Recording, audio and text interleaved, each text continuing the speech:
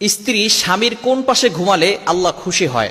বিশেষ করে আমরা এই প্রশ্নটি অনেকেই করে থাকি যে স্বামীর কোন পাশে ঘুমালে স্ত্রী তাহলে আল্লাহ পাক রব্বুল আলামিন খুশি হয়ে যাবেন। বিষয়টি খুবই লক্ষণীয় বিষয়। আম্মাজান আয়েশা রাদিয়াল্লাহু তাআলা আনহা নবীজি সাল্লাল্লাহু আলাইহি সাল্লামের কোন পাশে ঘুমিয়েছিলেন, আম্মাজান আয়েশা রাদিয়াল্লাহু তাআলা আনহা এই বিষয়গুলো কিন্তু আমাদেরকে জানিয়ে দিয়েছেন।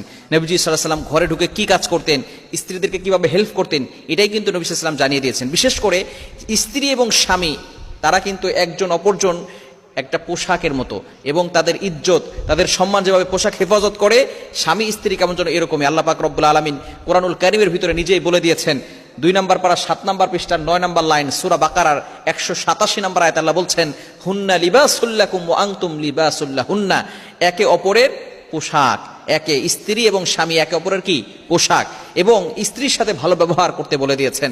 বিশেষ করে ঘুমানোর সময় কোন দিকে ফিরে ঘুমাবো এই বিষয়টি অনেকে প্রশ্ন করে থাকেন। স্বামীর কোন পাশে ঘুমালে আল্লাহ পাক রব্বুল আলামিন খুশি হন?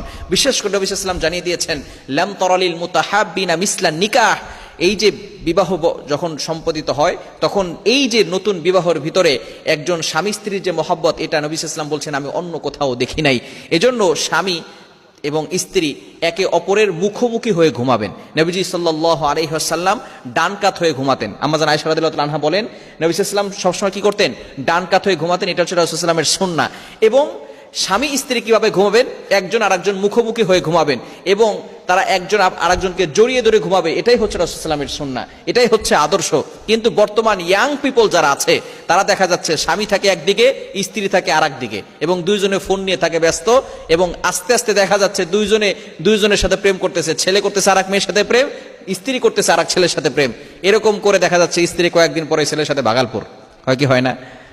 হাসির বিষয় নয়, হাসির খোরাক আপনাদেরকে দিচ্ছি নয়, এটা হাস্যকর বিষয় নয়। বর্তমানে আমাদের স্বামী স্ত্রীর সম্পর্কটা এমন হয়ে গিয়েছে, একজন পুরুষ দোকানে বসে সবার সাথে ভালো ব্যবহার করে, আপা আসলে, একজন মহিলা আসলে তাকে সুন্দর করে আপু বলে ডাক দিয়ে তারপরে তার বেচা কিনা শুরু করে দেয়, সুন্দর করে কথা বলে। কিন্তু ঘরে এসে সেই স্ত্রীর সাথে সুন্দর করে কথা বলে না। প্রেম করার সময় সুন্দর করে কথা বলছে, কতটা চাঁদ আছে, কয়টা তারা আছে, এগুলো সব গল্প শুরু করছে। আকাশের ভিতরে তারা কয়টা আছে, সব কিছুর গল্প তখন হয়। কিন্তু যখন বিয়ে করে ফেলে তখন আর কোনো গল্প থাকে না। এই ধরনের স্বামী সমাজে আছে না নাই? খবরদার। স্বামী স্ত্রীর মহব্বত হচ্ছে খুবই গুরুত্বপূর্ণ। তারা যদি গল্প করে, স্বামী স্ত্রীরা যদি গল্প করে, তাহলে আল্লাহ পাক রব্বুল আলামিন নফল ইবাদতের সওয়াব দিয়ে দেন। এখন স্বামী স্ত্রী রাতের বেলা ঘুমানোর সময় অবশ্যই এমনভাবে ঘুমাবে যাতে করে তাদের ভালোবাসা প্রকাশ পায়। কেননা স্বামী স্ত্রীর ভালোবাসায় আল্লাহ পাক রব্বুল আলামিন বরকত দিয়েছেন, সেখানে আল্লাহ পাক রব্বুল আলামিন বারাকা দিয়েছেন এবং নফল ইবাদতের সওয়াব দিয়েছেন।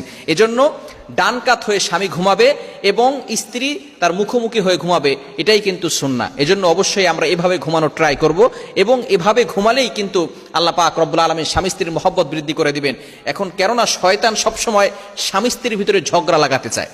শয়তানের একটা আসর হয়, আসরের ভিতরে শয়তান সবাইকে বলে কে কি কাজ করেছো। একজন বলে যে আমি স্বামী স্ত্রীর ভিতরে ঝগড়া লাগাই দিছি, ভাই তুমি খুব ভালো কাজ করেছো।